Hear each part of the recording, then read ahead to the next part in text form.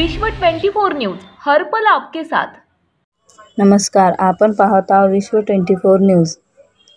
रामपूर तालुका दक्षिण सोलापूर हजरत पीर अप्रूप शावली यात्रा निमित्त भव्य रक्तदान शिबिर आयोजित करण्यात आले। त्याप्रसंगी उद्घाटन युवा नेता प्रहार दक्षिण सोलापूर तालुका अध्यक्ष मोहसिन भाई तांबुळी यांच्या हस्ते करण्यात आले।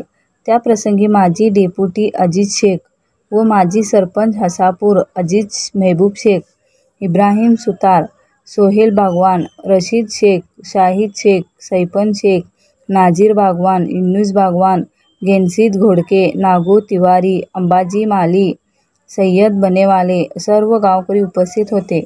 प्रतिनिधी बंदेनवाज शेख।